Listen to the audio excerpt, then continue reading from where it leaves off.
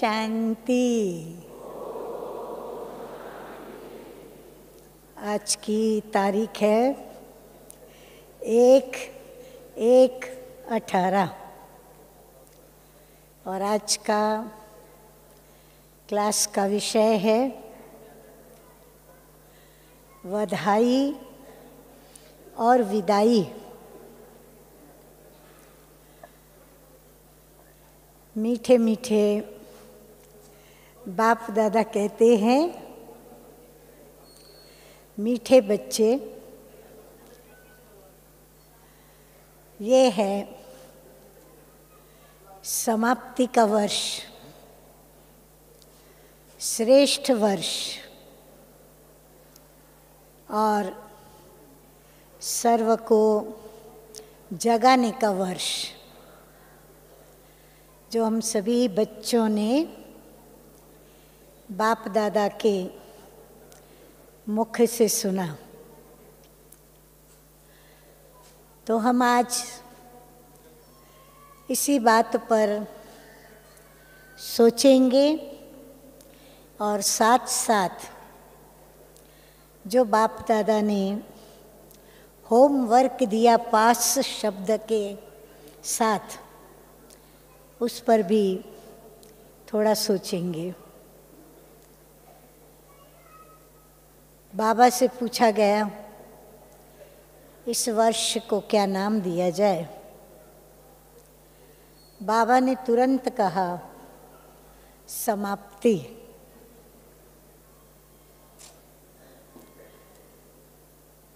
दुनिया में सभी खूब कल रात्रि को पुराने वर्ष को विदाई देने और नए वर्ष के आगमन के लिए बधाई देने के लिए खूब सभी ने एक दो को ग्रीटिंग्स दिया होगा। खूब सभी आपस में मिलन मनाते होंगे, मनाया।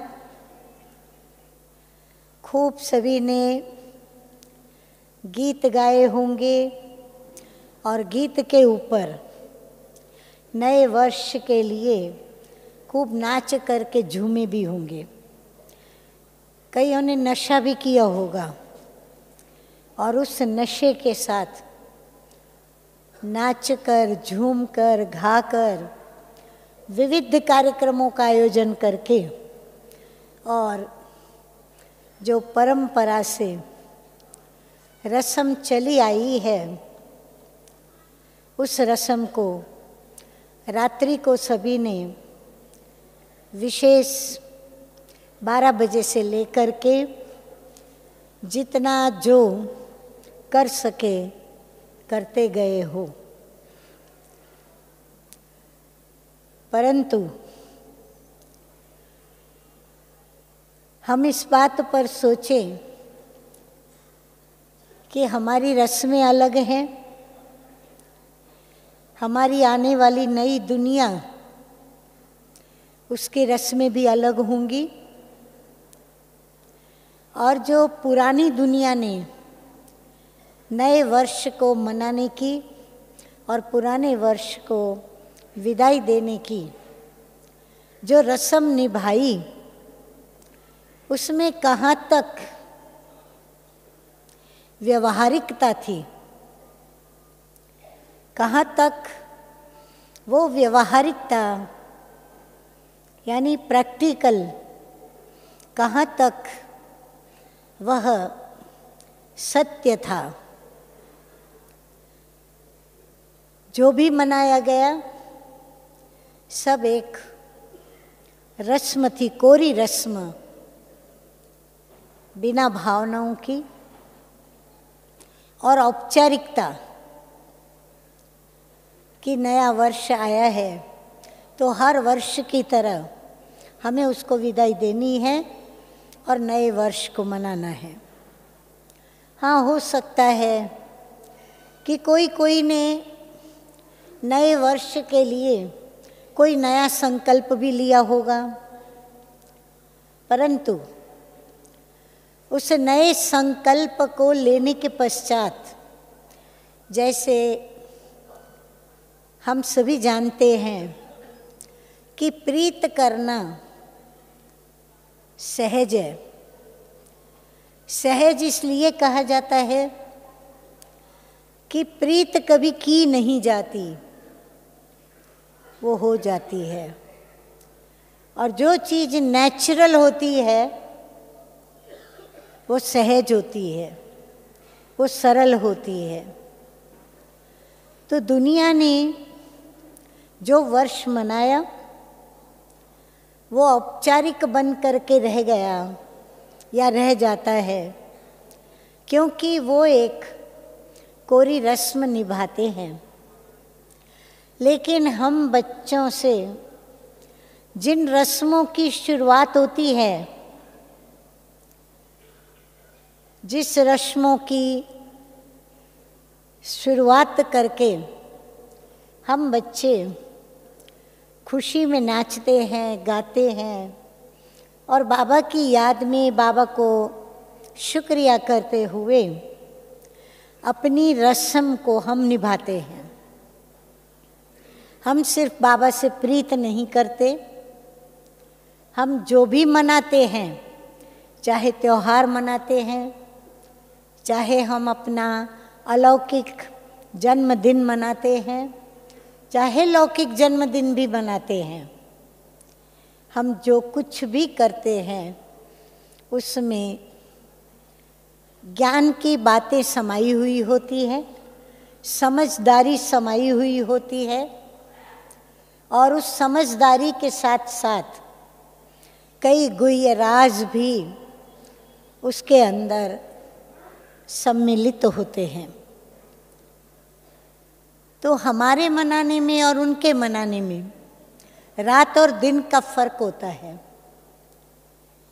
हम सिर्फ मनाना नहीं जानते, करना नहीं जानते, परंतु प्रैक्टिकल में हम उसको निभाना भी जानते हैं।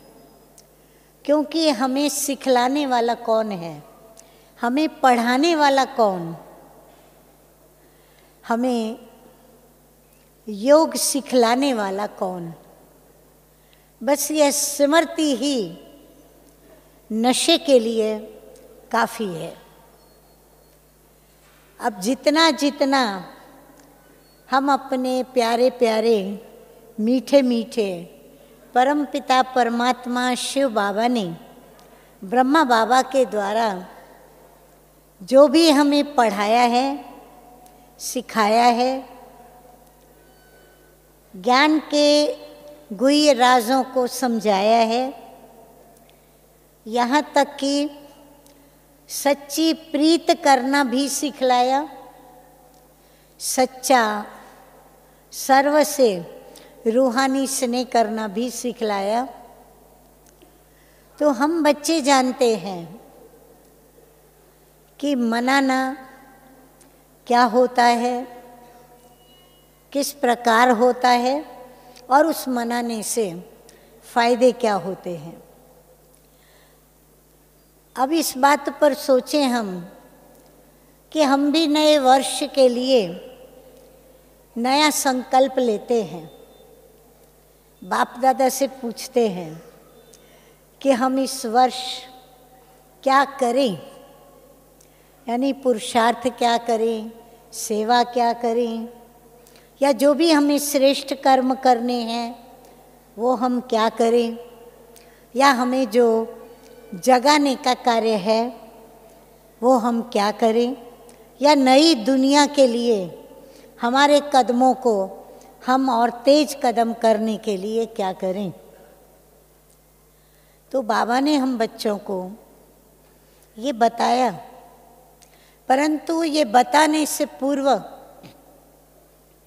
एक ही शब्द बाबा ने इतना सुंदर गुह्यता से भरपूर बोल दिया कि इस वर्ष को कौन सा वर्ष कहेंगे, समाप्ति।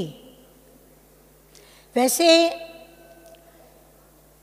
अपने विश्वविद्यालय ने इस वर्ष को तपस्या वर्ष घोषित किया है और ड्रामा अनुसार बाबा ने भी समाप्ति कह करके और तपस्या को और गहरा गुह्य राज भरा बना दिया। क्योंकि जब तक हमने पुरानी बातों को विदाई दे करके समाप्त नहीं किया है, सिर्फ विदाई नहीं देनी है,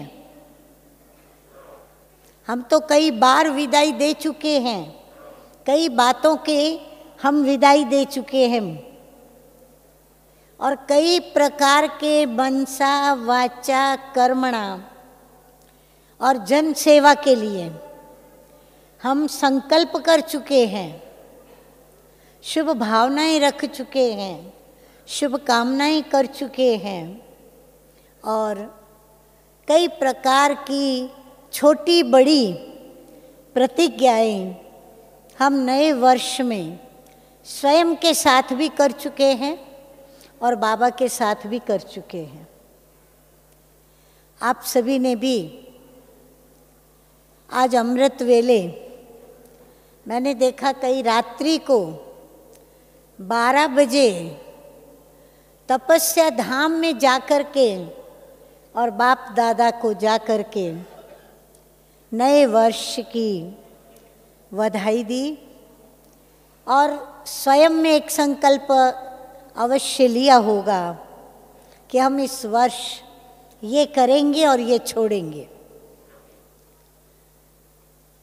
आप सभी ने भी ऐसा किया होगा, भले रात्रि को तपस्या धाम में नहीं गए होंगे, परंतु अमृत वेले तो अवश्य ही हर एक ने कोई ना कोई ऐसा संकल्प तो छोड़ने का और धारण करने का अवश्य लिया होगा। जिन्होंने ये किया कृपया वो हाथ उठाएंगे। देखो मेजॉरिटी सभी ने हाथ उठाया। तो हम प्रति वर्ष की तरह हम भी एक रस्म निभा करके तो आए। हाँ, हो सकता है कई बाबा के बच्चे अपनी प्रतिज्ञा पर दृढ़ता के साथ प्रैक्टिकल में मन वचन कर्म से चल करके पुरुषार्थ किया और करते होंगे और वो विजयी भी हुए होंगे, सफल भी हुए होंगे। और अभी भी इसी आशा में, इसी स्वयं के प्रति शुभेच्छा रखते हुए, औरों के प्रति तो रखे ही, परंतु उन सबसे पहले बाबा कहते चैरिटी बिगिंस एट होम। तो इस आत्मा का यह जो शरीर रूपी घर है, पहले तो हम स्वयं के लिए कोई ना कोई शुभ भावना, शुभ कामना, शुभ संकल्प या प्रतिज्ञा करते हैं। हम अपने दिल पर हाथ रख के पूछेंगे। बाबा ने भी कहा अपने से पूछो कि हम जो संकल्प करते हैं, क्या हम उस संकल्प पर वर्ष के अंतिम दिन की अंतिम घड़ी तक उस संकल्प को हम निभा पाते हैं, निभाते हैं? जो निभाते हैं उनको बधाई है। परंतु हम अक्सर देखते हैं कि दुनिया तो अपने को धोखा देती ही है और प्रभु के आगे प्रतिज्ञा करके मुकर जाते हैं।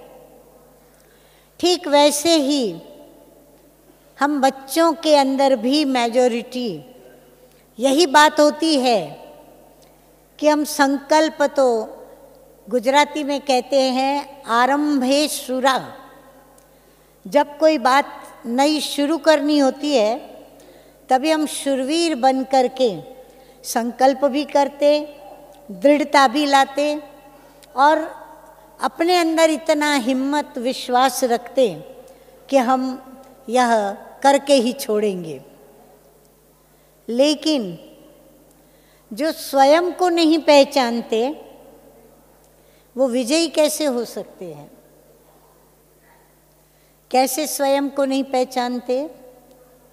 कि हम प्रारंभ में शूरवीर हैं, परंतु बाद में धीरे धीरे धीरे हमें अपना संकल्प भी शायद भूल जाता है, प्रतिज्ञा भी भूल जाती है। तब तो बाबा को बार बार हम बच्चों को मुरलियों के अंदर याद दिलाना पड़ता है कि भक्ति मार्ग में तुमने क्या क्या वायदे किए, बाबा का बनने के बाद तुमने क्या क्या प्रतिज्ञाएं की, क्या क्या वायदे किए। बाबा क्यों रिमाइंड कराते? ताकि हम बच्चे अपने लक्ष्य तक पहुंच सकें। और जब लक्ष्य सदैव हमारी नज़रों के आगे हो तो लक्षण भी हमारे साथ साथ कदम मिलाते हुए चलेंगे। लेकिन लक्ष्य अगर खिसकता है, लक्ष्य कुछ समय के लिए भूलता है, कभी याद आता है कभी भूलता है, तो लक्षणों में भी यही बात होती है। फिर लक्षण भी कभी तो आ जाते हैं, कभी लक्षण हमारे विपरीत हो जाते हैं, हमारे विरोधी हो जाते हैं। और तब हम जो सफलता को देखना चाहते हैं वो सफलता हम नहीं देख पाते और हम असफल होते हैं। क्यों? क्योंकि हमने स्वयं को ही धोखा दे दिया, स्वयं को ही नहीं पहचाना कि मैंने संकल्प लिया और उस संकल्प को पूरा करने तक मुझे वह स्मृति में रहेगा या नहीं रहेगा, नशा मुझे उसका चढ़ा हुआ रहेगा या नहीं रहेगा। हमने उमंग में आकर, उत्साह में आकर, जैसे उमंग उत्साह से नए वर्ष को मनाते हैं और कह देते हैं पुराने वर्ष को विदाई दे रहे हैं और नए वर्ष का आगमन हम स्वीकार कर रहे हैं। परंतु अपने से पूछें, क्या सचमुच हमने विदाई दे दी? अब प्रश्न आता है किसको विदाई दे? थोड़ा आप लोग भी सोचना, आपके पास एक लंबी चौड़ी लिस्ट निकलेगी।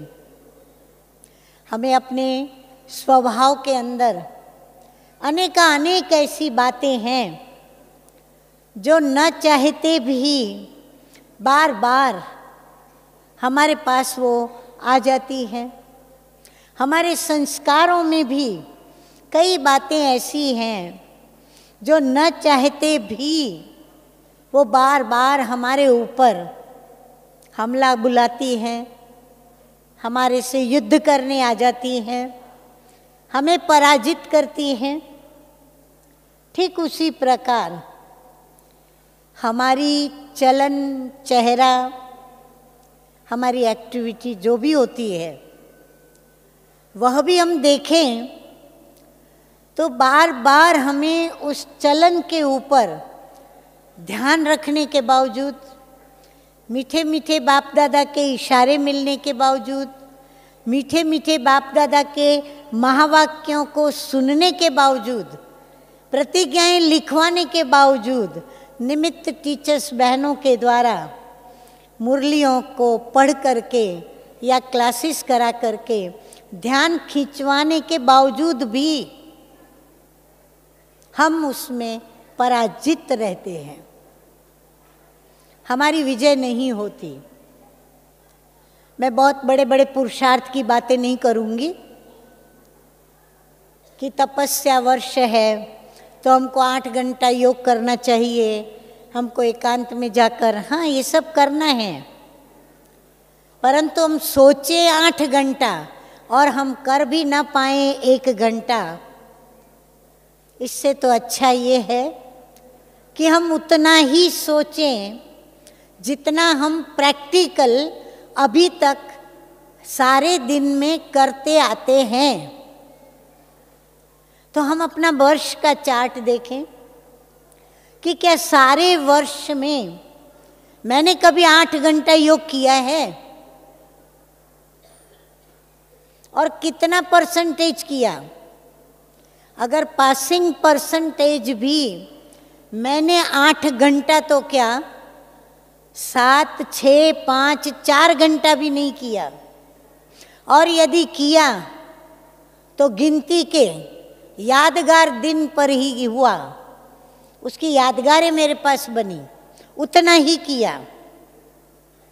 जब अभ्यास ही नहीं डाला तो क्या आज हम तपस्या वर्ष के लिए ये बड़ी भारी बात सोचें कि हम 8 घंटा योग करेंगे? क्या ये शक्य है? बिना अभ्यास के किसी भी पुरुषार्थ में सफलता को पाना पॉसिबल है? जो समझते हैं पॉसिबल है वो हाथ उठाए। अल्पकाल के लिए नहीं, एक दिन तो सब कोई कर लेगा। आपको भट्ठी में बिठाया जाएगा, आप छुट्टी लेकर आते हैं, आप अपने ऑफिस वर्क के, घर के वर्क कामों से आप टोटली फ्री होकर के आके बैठते हैं। वो वातावरण में आप मुक्त हैं, आपके ऊपर कोई जिम्मेवारी नहीं, कोई टेंशन नहीं, ना खाना बनाने का टेंशन, ना खाना खाने का टेंशन, हर बात आप टेंशन फ्री हो।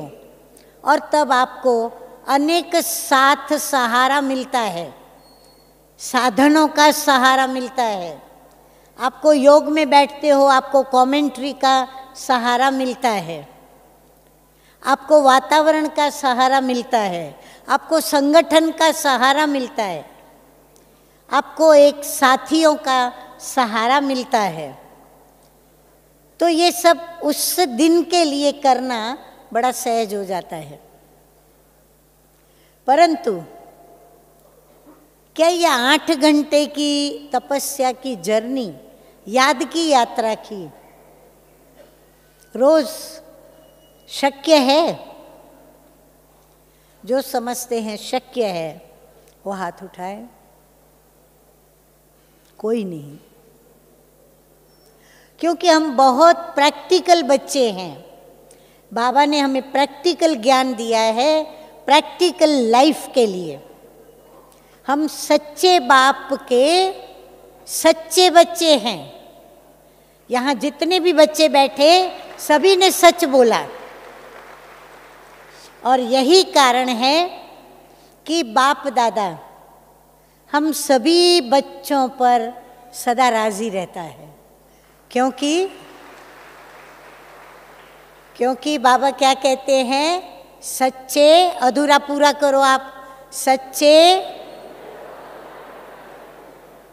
सच्चे दिल पर कौन राजी? कौन है हमारा साहेब? बाबा। तो सच्ची दिल पर साहेब राजी। अच्छा, मजे की बात देखो, जिस दिन आपका एक आधा घंटा भी योग अच्छा लगता है, आपको अंदर में अतीन्द्रिय सुख भी भासता है, आपको कोई संकल्प नहीं चले, कोई नेगेटिविटी नहीं चली, और बहुत अच्छा आपको अनुभव भी आया।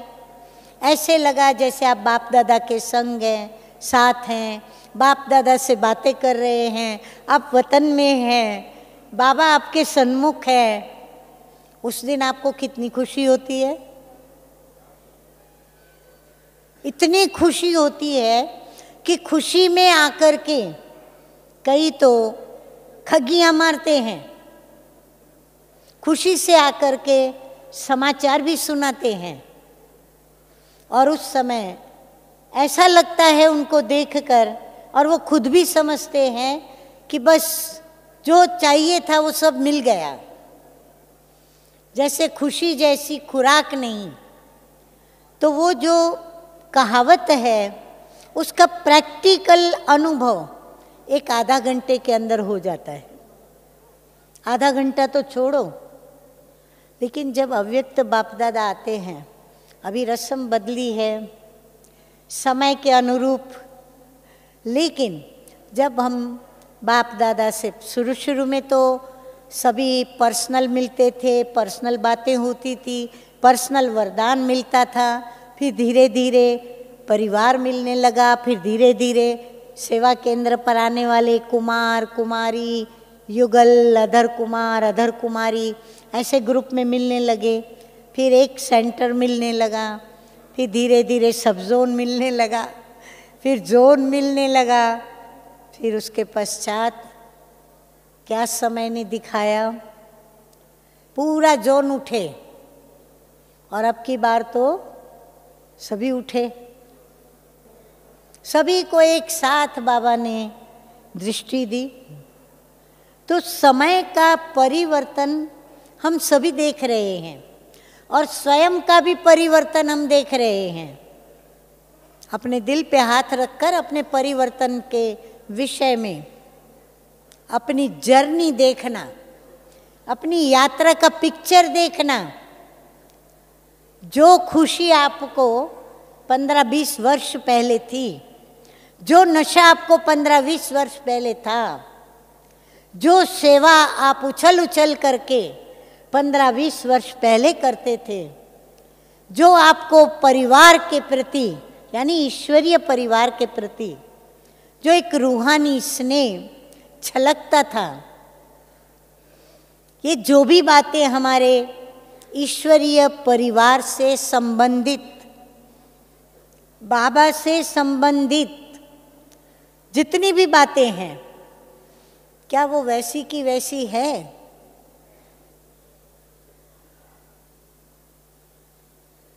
मैं घड़ी घड़ी हाथ उठवाकर आपकी इज्जत कहूँ, बेइज्जती कहूँ, नहीं करूँगी, क्योंकि वो मेरी इज्जत है। परंतु मेजॉरिटी देखा गया है कि नशे में रहने वाली आत्माएं कितनी, और जो आरंभ में जब बाबा के बच्चे बने, जो हम कहते हम नए नए आए, तब की हमारी जो स्थिति और अब की हमारी जो स्थिति है, उसमें इतना अंतर क्यों पड़ा? कारण क्या? हम किसी को दोष नहीं दे सकते, जबकि बाबा माया को भी दोष नहीं देना चाहते। आपने कई बार मुरली में सुना होगा कि माया का कोई दोष नहीं। हम बच्चे माया को दोष देकर और बाबा को अर्जी करते हैं अमृत वेले कि बाबा ये माया मुझे बड़ी परेशान करती है, फिर वो व्यर्थ संकल्प हो, हिसाब किताब हो, कर्म भोग हो, जो कुछ भी हो, इसलिए बाबा इस माया को अभी मेरे पास मत भेजना। क्या आपकी सुनता है बाबा? बाबा क्या जवाब देते हैं बताओ? बाबा कहता है जो बच्चे ऐसे कहते हैं तो मैं माया को कहता हूँ, क्या कहता हूँ कि इसके पास जाओ। मैं उसको आज्ञा करता हूँ, ऑर्डर करता हूँ कि तुम इसके पास जाओ। तो माया और आती है सामने, और जब माया सामने आती है बार बार हम परेशान हो जाते हैं। अपनी स्वमान की शान से हम नीचे आ जाते हैं, फरियाद करने लगते हैं, रोने लगते हैं, हमारा चेहरा उतर जाता है, हमारा मूड आउट हो जाता है। कितनी हमारी स्थितियों के अंदर परिवर्तन आता है ना? और वो परिवर्तन जो माया के विघ्न के कारण या फिर हम अपनी कमजोरी के कारण। कौन सी कमजोरी? बाबा को प्रेम से याद नहीं करते। दिल से बाबा कहते हैं ना, दिल से मुझे याद करो या दिल से कहो मेरा बाबा, तो बाबा आपके पास है, आपके साथ है, आपके समीप है। बाबा ने कल कहा पास शब्द के कई और भी अर्थ है। तो हम बाबा के पास रहना चाहते हैं, बाबा को पास में रखना चाहते हैं, हम बाबा के पास जाना चाहते हैं। और हम बाबा को पास रखकर, बाबा को पास बुलाकर, बाबा को साथ रखकर हम क्या करना चाहते हैं? पास हो जाना चाहते हैं। परीक्षा में जैसे पास होते हैं, विजयी होते हैं, हम विजयी होना चाहते हैं। परंतु हम ये भूल जाते हैं कि हमको किसी को पास करना है। जब हम किसको पास करेंगे तब हम बाबा के पास जा सकेंगे। तो किसको पास करना है? माया को पास करके निकलना है। लेकिन जैसे बाबा ने कहा अभी और अटेंशन दो, कल बाबा ने कहा ना और अटेंशन की ज़रूरत है, तो हम और अटेंशन दें, क्योंकि माया देखती है कि ये जा रहे हैं बाबा के पास, तो वो हमारे रास्ते के बीच में फिर से विघ्न बन के आ जाती है और हम उसको पास नहीं कर पाते। और यही कारण है हमारी पढ़ाई अब तक जारी है। अब इस पढ़ाई की समाप्ति कब होगी, कैसे होगी? क्योंकि बाबा कहते हैं नई दुनिया पास तब आएगी जब तुम बच्चे कर्मातीत स्थिति में पास होंगे।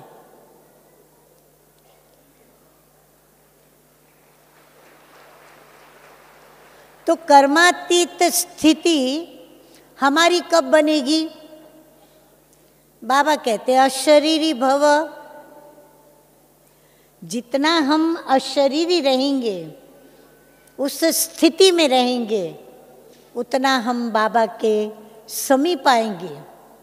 परंतु मुसीबत वहीं पर है कि हम अशरीरी हो नहीं पाते। अशरीरी होने में छोटे छोटे विघ्नों की मैं बातें बताऊंगी आपको। जैसे मैंने कहा 8 घंटा योगाभ्यास नहीं कर पाते, इसका मतलब ये नहीं समझना कि हमें प्रयत्न नहीं करना है, कि भाई हमको कहा गया कि नहीं 8 घंटा तो कोई योगाभ्यास कर ही नहीं सकता प्रैक्टिकल। नहीं, हमें 20 नाखूनों का जोर देकर जितना हम कर सकें हमें अवश्य करना है, और बाबा हमें अवश्य उसमें मदद भी करेंगे। परंतु पहले हम छोटे छोटे अभ्यास जिसमें हम असफल होते हैं, कौन से छोटे छोटे अभ्यास? हम अमृत वेले अभी उठ करके रेगुलर कर नहीं पाते, और अगर हम रेगुलर उठते तो नेमीनाथ की तरह हम बाप दादा के सन्मुख आके बैठ जाते हैं। क्यों मैं कहती हूँ कि हम अमृत वेले भी ये अभ्यास पक्का नहीं कर पाए? क्योंकि हम दिल से बाबा के साथ रूह रिहान नहीं कर पाते, हम शक्तियाँ ले नहीं पाते। लेकिन उस समय भी माया हमें सवेरे सवेरे अमृत वेले भी वो छोड़ती नहीं। आप सभी अनुभवी बैठे हैं, अरे उन अमृत वेले का योग तो छोड़ो, लेकिन ये जो 3 मिनट ट्रैफिक कंट्रोल है ना, ट्रैफिक कंट्रोल के लिए शायद ब्राह्मणों ने ये समझ लिया है। जैसे स्कूल में हम जब पढ़ाई करते हैं तो हमको रिसेस मिलती है, फ्रेश होने के लिए हमको छुट्टी मिलती है थोड़ा। तो हम ब्राह्मण भी समझते हैं ये 3 मिनट हमको क्या मिली है, छुट्टी मिल गई है। हम अपनी वो फ्रेश होने के लिए बाबा को तो याद करने बैठते हैं, ट्रैफिक को कंट्रोल करने तो बैठते हैं, लेकिन ट्रैफिक के नियम तोड़ते हैं। फ्रेश होने के बजाय हम अनेक व्यर्थ संकल्प या माया की उस दुनिया में घूमते हैं जहाँ पर बहुत सारी बातें हैं, और हम वहीं अटक जाते हैं। और फिर वो दिव्य नेत्र बंद हो जाता है और ये नेत्र खुल जाते, परंतु जब बाबा की याद में बैठते हैं तो उल्टा हो जाता, ये नेत्र बंद होता है और दिव्य नेत्र वो भी बंद हो जाता। कईयों को जब अनुभव पूछते हैं तो वो झुटका खाने वाले, नींद करने वाले अनुभव क्या सुनाएंगे। मैं तो बहुत बाबा की याद में झूले में झूल रहा था। बात तो राइट ही है, झूला तो बेशक था, लेकिन वो झूला किसका था वो तो देखा ही नहीं हम लोगों ने, कि बाप दादा की गोदी का झूला था, या बाप दादा से योग लगाने से सुख का, शांति का, आनंद का, प्रेम का झूला था, या फिर माया के सुस्ती का, निंद्रा का, अलबेलेपन का, व्यर्थ संकल्पों का झूला था। कौन सा झूला था?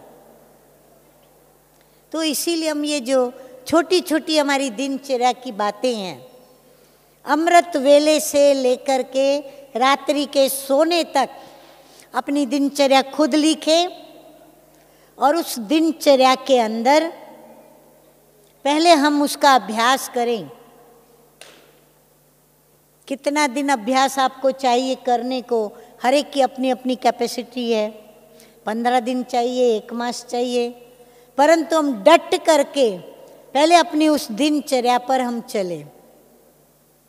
उसमें सारी बातें आ जाती है। अमृत वेला योग आता है, हमारी पढ़ाई आती है, मुरली का अध्ययन आता है, हमारी धारणाएं आती हैं, हमारी सेवाएं भी आती हैं। चलो हम बाहर रोज रोज सेवा करने नहीं जा सकते, परंतु बाबा कहते हैं कि आप स्वयं तो एक दिव्य मूर्ति बन करके आपके साथ संग में जो भी आते हैं, जो भी आपको देखते हैं, आप उनकी सेवा तो धारणाओं से कर ही सकते हो। क्योंकि हम बच्चे हैं जिनको बाबा ने ये पाठ पक्का कराया है, पहले करनी करो फिर कथनी करो।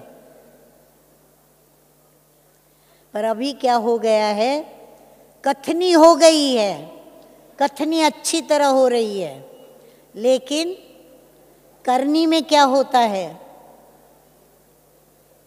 जो हम कहते हैं वो हमारे अंदर ही नहीं होता। इसलिए हम सेवा करें स्वयं की पहले। Charity begins at home. स्वयं की क्या सेवा करनी है धारणा से। तो हमारी कई छोटी छोटी ऐसी चलन हैं जिससे स्वयं परेशान है, साथी परेशान है, परिवार के सदस्य परेशान हैं, अड़ोसी पड़ोसी परेशान हैं, और ये हमारी ऐसी पक्की आदतें हो चुकी है। हम हर छोटी बड़ी बात में फीलिंग के फ्लू में आते हैं। थोड़ा ही किसी ने कह दिया मूड आउट होती है, थोड़ा ही किसी ने कह दिया हमारा मुंह चढ़ जाता है, हम बात नहीं कर पाते, हमारी कहीं इच्छा पूरी नहीं हुई तो हम उनको अपना दुश्मन समझ बैठते हैं, फिर हम बड़बड़ाते हैं, फिर वो बड़बड़ाहट हमारी झगड़े में परिवर्तित होती है। क्या क्या नहीं हम करते रहते सारा दिन। कितनी हम लोगों के अंदर वो जो रॉयल चलन जो बाबा हमें सिखलाना चाहते हैं। बाबा कहते तुम सबसे रॉयल ते रॉयल कौन है? हमारा बाबा। तुम उसके बच्चे हो, तो तुम्हारी चलन कितनी रॉयल होनी चाहिए। लेकिन हम वो रॉयल चलन बना ही नहीं पाते।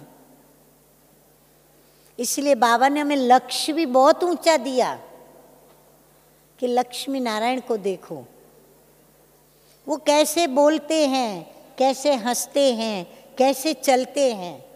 आप कहेंगे हमने देखा नहीं, ये तो हम ब्राह्मण बोल ही नहीं सकते, क्योंकि हम तो सतयुगी आत्माएं हैं। या जो भी बैठी हैं आत्माएं, है कोई त्रेता युग में आने वाली आत्मा? अगर है तो हाथ उठाओ। कोई नहीं। तो इसका मतलब क्या हुआ? हम सभी लक्ष्मी नारायण के राज्य वाली आत्माएं हैं। तो ये तो हम कह ही नहीं सकते कि हमने लक्ष्मी नारायण को देखा ही नहीं, वो कैसे चलते, कैसे बोलते। हाँ, विस्मृति हो चुकी है, परंतु उस विस्मृति को जागृत करना, बाबा ने कहा ना, जगाने का वर्ष। हम दूसरों को जगाने के पीछे पड़ेंगे, तपस्या छोड़ेंगे एक बाजू, और जगाने के हम सेवा के खूब प्लान्स बनाएंगे, और फिर सेवाओं के प्लान्स बनाएंगे, और सेवा करते करते हम सोचेंगे इधर सेवा करें, इधर आके तपस्या करें।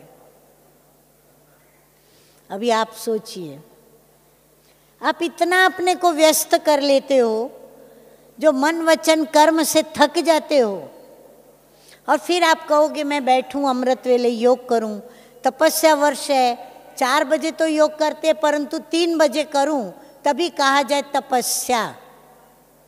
स्वाभाविक है। तप किसको कहेंगे? जो रेगुलर रूटीन वर्क है, नियमित हम जो करते हैं, उससे कुछ अलग, एक्स्ट्रा, कुछ अधिक करेंगे, तभी तो कहेंगे तप किया।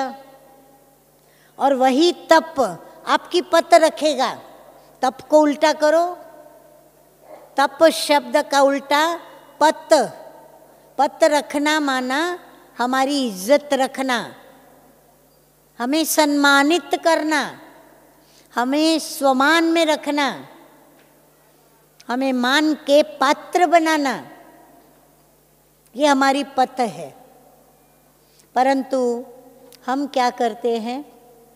वो तप तो हम कर नहीं पाते, परंतु ये जो छोटी छोटी बातें हैं, हम उसमें भी सफल नहीं होते। तो हम पहले उसका अभ्यास करें। हम छोटी छोटी बातों में चिढ़ जाते हैं, छोटी छोटी बातों में हमारे मुख से कितनी रफ बातें निकलती हैं। हम रफ टॉक करते हैं, तू मैं करते हैं, इगोइस्ट बन के घूमते हैं। वो बोले तो मैं बोलूं, वो कहे तो मैं करूं। हम अपने आप नहीं करेंगे, हम अपने आप नहीं बोलेंगे। ये क्या है? तो हमने ही अपना ईगो नहीं मारा, और हम बातें करें अशरीरी बनने की। हम कहाँ से सफल होंगे? इसलिए अपनी दिनचर्या पहले बनाएं, और अपनी दिनचर्या में कहाँ मेरी कमी है मैं वो देखूं। मेरी चलन में कहाँ कमी है? कहने को तो हम कह देते हैं मैं आत्मा शांत स्वरूप हूँ, शांति मेरा स्वधर्म है, मैं शांति धाम की निवासी हूँ, शांति के सागर पिता परमात्मा की मैं संतान। कहने को तो हमने बहुत कुछ कह दिया शांति के विषय में। मैं शांति दूत हूँ, मैं शांति की दुनिया स्थापन करने आई हूँ, अवतरित आत्मा हूँ। परंतु हम खुद कितने जल्दी अशांत होते हैं, और कितना जल्दी दूसरों को नेत्रों से, चेहरे से, वाचा से और हमारी एक्टिविटी से हम कितना किसको अशांत करते हैं। कोई कहेंगे मैंने तो कुछ बोला ही नहीं, फिर भी पता नहीं क्यों इसको अशांति हो गई। बोलता कौन है? बाबा ने कहा आपकी धारणा बोले कि आप किसकी संतान हो। आपकी चलन कहेगी कि आप ऊंचे ते ऊंचे बाप की संतान हो। तो कौन बोलेगा? नेत्र बोलते हैं ना, जैसे बाबा के नेत्र बोलते हैं। मैं अव्यक्त बाप दादा की बात बता रही थी आपको, फिर आती हूँ उसी बात पर कि जब ये रस्म चेंज हुई और फिर रस्म आई कि सभी को एक निशानी मिलती थी और जिनको वो निशानी मिलती थी वो बाबा के नज़रों से गुजरता था। क्यों लगती थी? और हम अपने इंतज़ार में रहते। हम कभी कभी बैठते हैं बाजू में, वहाँ देखते हैं कितना उत्साह, कितना उमंग होता है अंदर कि अभी हमारा टर्न आवे और बाप दादा की रूहानी दृष्टि मेरे पर पड़े और मैं नज़र से निहाल हो जाऊं। हम सिर्फ कितनी, मैं समझती हूँ मुश्किल से 4-5 सेकंड भी हम बाप दादा की दृष्टि नहीं लेते हैं, गुजरते हैं। लेकिन बाप दादा की नज़र से 1 सेकंड होती है, नज़र से नज़र मिलती है और आत्मा को वो करंट पहुंचती है। आत्मा धन्य धन्य अनुभव करती है। और जब यहाँ से गुजर के मिलते हैं हमको तो हमें बताते हैं, क्या बताएं, बाबा ने मेरे को देखा, बाबा की दृष्टि में ये प्रश्न था, बाबा ने मुझे पूछा। वाइब्रेशन कैच होता है, तुरंत कैच होता है। क्यों? एक ही लक्ष्य, एक ही लात, एक ही तात। बस मुझे बाबा की रूहानी दृष्टि मिले, मैं नज़र से निहाल हो जाऊं। उस समय कुछ याद नहीं आता हमको, सिर्फ बाबा, मेरा बाबा, मेरा बाबा, मेरा बाबा। है अनुभव? तो ये कमाल किसकी? नेत्र की तो है। आज भी हम दादियों दीदियों से हम जब मिलते हैं तो हम चातक पक्षी की तरह हम उनकी नैनों से दृष्टि लेना चाहते हैं। अगर उनका ध्यान नहीं होता तो हम उनको हिला करके भी कहते हैं हमको 1 मिनट, 1 सेकंड दृष्टि दो, दृष्टि दो।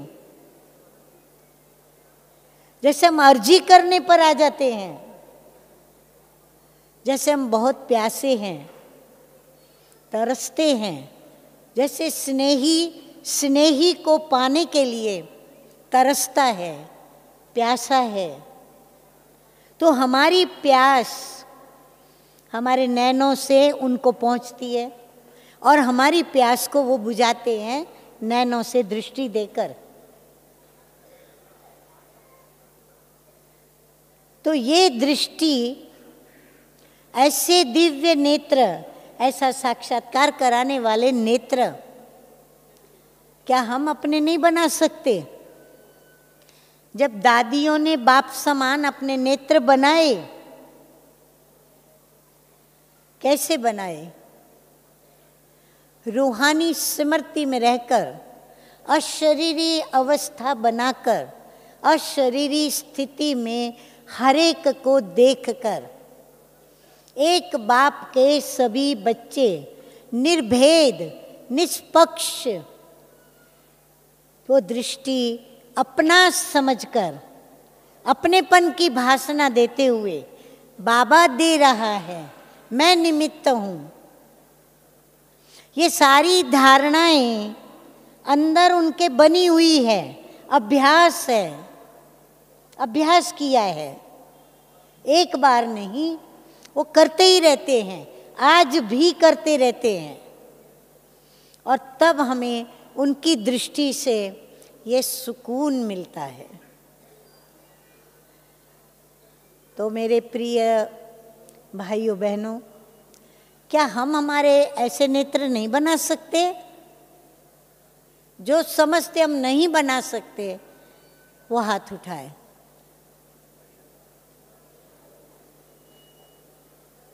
असमर्थता क्यों? क्योंकि हम अपनी उस ऊंचे ते ऊंची स्थिति, ऊंचे ते ऊंचा स्वमान, ऊंचे ते ऊंची वो हमारी धारणा, ऊंचे ते ऊंची हमारी चेहरे की वह रूहानी रेखाएं जिसमें हमारा चेहरा हर्षित दिखे।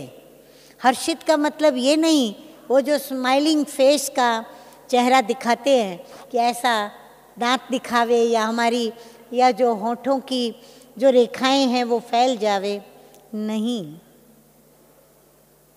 लेकिन अंदर की स्थिति मेरी संतुष्टता की, अंदर की स्थिति मेरी क्या हो? मुझे बाबा मिला, मुझे सब कुछ मिल गया। पाना था वो पा लिया, बाकी कुछ नहीं रहा। तो इतना हम सभी जानते हैं, सभी हम रिपीट भी करते हैं इन बातों को। फिर हम क्यों नहीं अपने नेत्रों को ऐसे बनाएं? क्यों नहीं हम अपने चेहरे को हर्षित मुख बनाएं? क्यों नहीं हम संतुष्ट मणि ऐसे बने जो कहते हैं संतोषी नर सदा सुखी। उसको कम मिले ज़्यादा मिले कोई फर्क नहीं पड़ता। उसको पटरानी बनाओ चाहे उसको खटिया मिले, खटिया रानी बने, कोई फर्क नहीं पड़ता। उसको टेंट में रखो या रूम में रखो, कोई फर्क नहीं पड़ता। तो ये स्थिति बनाई उन्होंने, कैसे बनाई? अभ्यास। और ये अभ्यास कैसे पड़ा? बाबा की श्रीमत पर चलने से। ये बाबा की ही तो श्रीमत है, अशरीरी बनो, अपनी चलन से चेहरे से सेवा करो। तो हमें यदि पास होना है तो हमें बाबा के पास आना पड़ेगा, रॉयल चलन के समीप आना पड़ेगा, रॉयल चरित्रों के समीप आना होगा, और जो भी माया के विघ्न आते उनको पास करना होगा। पर हम उल्टा करते हैं।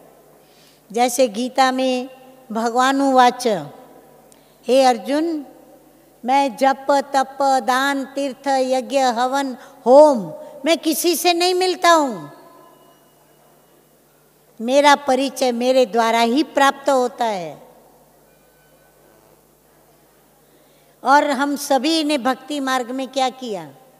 जिस बात पर चलने की मना की गई हम उसी बात पर चलते रहे, और फिर हम रड़ियाँ मारते रहे, भगवान नहीं मिला, भगवान नहीं मिला। और फिर आखिर भगवान को ही दया आई अपने बच्चों पर, तो किसने हमको अपना बनाया? हमने बाबा को ढूंढा या बाबा ने हमको ढूंढा? हाँ, क्या जवाब है? बाबा ने ढूंढा जो कहते हैं वो हाथ उठाएं। देखो, सभी कहते बाबा ने हमको ढूंढा। हम तो ढूंढ ढूंढ करके बाबा कहते टिप्पर भी घस चुके थे। तो बाबा ने ढूंढा, तो अभी भी बाबा हमको तैयार कर रहे हैं।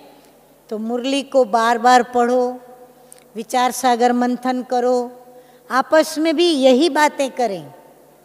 और ये तपस्या वर्ष, बाबा ने जैसे कहा तपस्या वर्ष मनाएं। ये सब बातों को हम विदाई दें, तभी जब विदाई देंगे तब समाप्ति होगी। जब समाप्ति होगी तब सच्ची सच्ची नई दुनिया की बधाई हो, बधाई हो, बधाई हो कह सकेंगे। तब तक हमारा कहना क्या होगा? रियल नहीं होगा, प्रैक्टिकल नहीं होगा। इसीलिए सोच समझकर बधाई दें।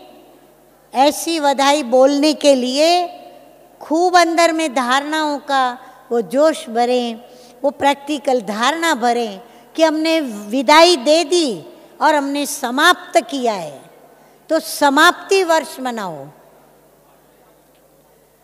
तो आप सभी को नए वर्ष की पुरानी दुनिया की रस्म अनुसार आने वाले नए वर्ष की जो आज से शुरू हो रहा है, आपके नए शुभ संकल्प जो बाप दादा ने दिया है, उस संकल्प को आप करें, उसका अभ्यास करें और उसमें आप पास हो जाएं। यही हमारी आप सभी के प्रति शुभ भावना और शुभकामना स्वीकार करें। ओम शांति।